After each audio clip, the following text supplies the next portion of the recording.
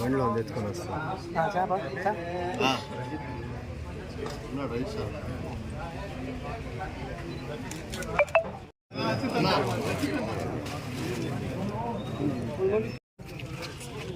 తిరుమల తిరుపతి దేవస్థానంలోని పవిత్రమైన లడ్డులో నెయ్యి కల్తీ జరిగిందని ముఖ్యమంత్రి చంద్రబాబు నాయుడు అనడం జరిగింది. ప్రపంచంలోనే పవిత్రమైన పుణ్యక్షేత్రం తిరుమల. దీనిని కూడా రాజకీయం చేసి ఏదో లబ్ధి పొందాలా, జగన్మోహన్ రెడ్డి గారికి చెడ్డ పేరు తేవాలా అనే ఉద్దేశంతో కేవలం ఈ ప్రకటన చేయడం జరిగింది. చెప్పిన వాగ్దానాలు ఏవి కూడా నెరవేర్చకుండా సూపర్ 6 పేరుతో అధికారంలోకి వచ్చి ప్రజలను మోసం చేసి ప్రజలని డైవర్ట్ చేసేందుకు ఇటువంటివన్నీ తీసుకొస్తున్నాడు. ప్రతి నెల ఒక్కొక్క సబ్జెక్టు తీసుకొచ్చి చంద్రబాబు నాయుడు గారు చేస్తున్నారు. ప్రధానమంత్రి మోడీ గారు జోక్యం చేసుకోవాలి.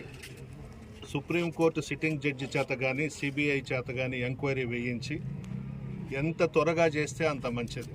చంద్రబాబు భోగోతమేందో తెలిసిపోతుంది.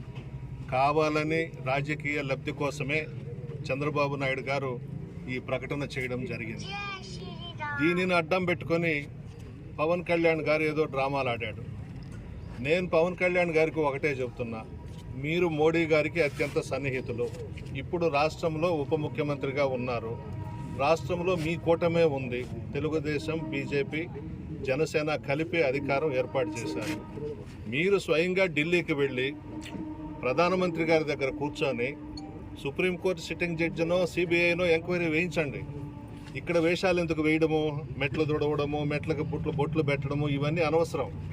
నిజంగా నీకు చిత్తశుద్ధి ఉంటే తిరుమలలో పవిత్రతను మనం కాపాడాలని అనుకుంటే మీరు వెంటనే ఢిల్లీకి వెళ్ళి ప్రధానమంత్రి గారితో మాట్లాడండి. మీరన్నా మీ అన్న చిరంజీవి గారన్నా ప్రధానమంత్రి గారికి చాలా ఇష్టం.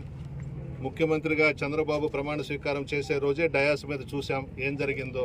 మంత్రికి ఉండి ఇక్కడ వేషాలు ఎందుకు వేయడము, కాషాయ వేషాలు వేసుకొని అవసరం లేదు.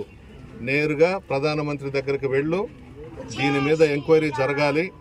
దీంట్లో చంద్రబాబు నాయుడు రాజకీయంగా చేసినటువంటి ఈ ఆరోపణలను నిగ్గు తేల్చాలి, బయటికి రావాలి. అందులో తిరుమల తిరుపతి దేవస్థానం మీద ఇటువంటి వ్యాఖ్యలు చేసి భ్రష్టు పట్టించాడు చంద్రబాబు నాయుడు గారు. రాజకీయాలని రాజకీయాలుగానే చేయాలి. నీకు సత్తా ఉంటే, దమ్ము ఉంటే జగన్మోహన్ రెడ్డి గారిని ఎదుర్కోవాలి తప్ప దేవుళ్ళని అడ్డం పెట్టుకొని రాజకీయం చేయాలనడం హాస్యాస్పదం. సిగ్గులేదు నీకు కొద్దిగా కూడా. ఏదో అధికారంలోకి వచ్చేసావు, వాగ్దానాలు చేశావు, నీ ఇష్టం వచ్చినట్టు అబద్ధాలు చెప్పావు. 2014లో కూడా మోసం చేశావు రైతుల్ని, మహిళల్ని.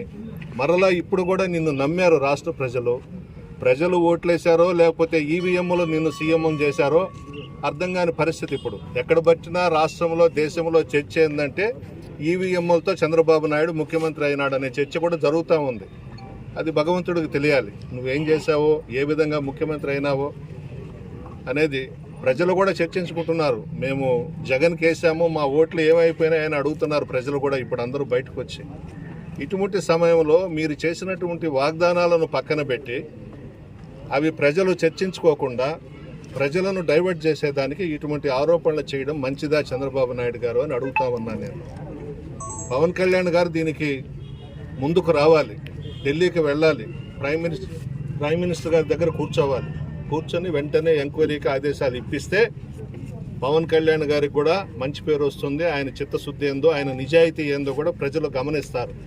అంతే తప్ప చంద్రబాబు మాట్లాడడం, ఈయన డ్రామాలు వేషాలు వేయడం, ప్రజలేమో అమాయకులు కాదు కదా. ఇప్పటికైనా తిరుమల తిరుపతి దేవస్థానం పవిత్రతను కాపాడాల్సిన బాధ్యత అందరి మీద ఉంది. ప్రధానమంత్రి గారు జోక్యం చేసుకోవాలి. రాజకీయాలు పక్కన పెట్టండి. ఎవ్వరూ చెయ్యని ఆరోపణ చంద్రబాబు నాయుడు గారు చేయడం జరిగింది. ఇది మంచిది కాదు.